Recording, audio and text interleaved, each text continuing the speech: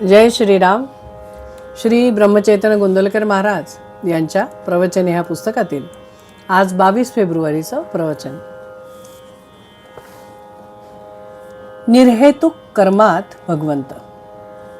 खरोखर आज आपल्याला आपले अंतरंग ओळखण्याची खरी गरज आहे. सत्कर्म आणि दुष्कर्म असो, हेतूवर सर्व काही अवलंबून असते.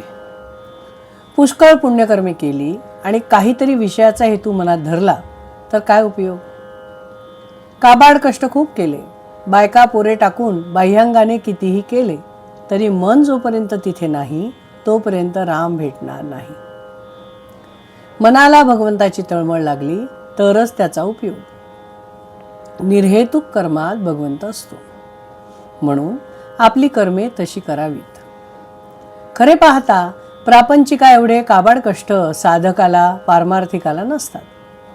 प्रपंचातील काबाड कष्टांपेक्षा निम्म्याने जरी भगवंताकरिता केले तरी खूप फायदा पदरात पडतो. ज्या स्थितीत भगवंतानी आपल्याला ठेवले त्या परिस्थितीतून त्याला ओळखणे सहज शक्य आहे. पण आपण विषयाकडे दृष्टी ठेवून कर्मे करतो आणि भगवंत भेटत नाही म्हणून दुःखी होतो. याला काय करावे. दैत्य दानवांनी भगवंताची तपश्चर्या केली आणि समर्थांनीही केली. दानवांनी हेतू धरून केली, त्यामुळे त्यांना हेतूचा म्हणजे विषयाचा लाभ झाला, परंतु भगवंत मात्र अंतरला. या उलट समर्थांनी भगवंताशिवाय दुसरा कशाचाही लाभ नको आहे असे सांगितले. त्या लाभातच त्यांनी सर्वस्व मानले. उत्कट प्रेमामुळे भगवंताचा ध्यास लागतो. भगवंताला पाहून तू भेटलास, आता मला काही नको अशी वृत्ती झाली पाहिजे, तरच मीपणा मरेल. भगवंताचा हात तर पुढे आहेच, आपलाच हात त्याच्यापर्यंत पोहोचत नाही. बुद्धीपेक्षा आणि पैशापेक्षा सदाचरणाचे वजन जास्त असते. सदाचरण असून भगवंताची निष्ठा असेल आणि आहे त्या परिस्थितीत समाधान ठेवण्याची सवय असेल तर प्रापंचिक सुख लाभते. सुख हे कुठून उत्पन्न करायचे नसते, ते आपल्या वृत्तीमध्येच असते. मी भगवंताचा आहे असे सर्वजण भगवंताचे आहेत, म्हणून भगवंतावर प्रेम केले की सर्व जगावर आपलं प्रेम असेल.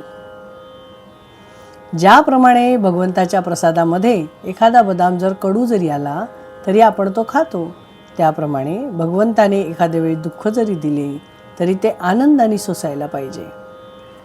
चिकित्सा थोडी बाजूला ठेवून भगवंताचे स्मरण आपण करावे.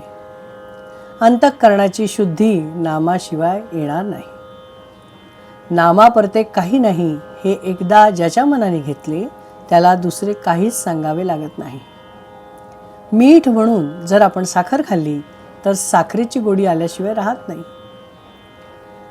त्याप्रमाणे कोणत्याही परिस्थितीत जरी नाम घेतले तरी ते आपल्याला तारकच ठरेल, यात शंका नाही.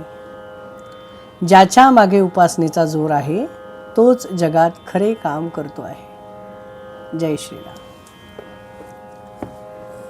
श्रीराम जय राम जय जय राम. श्रीराम जय राम जय जय राम.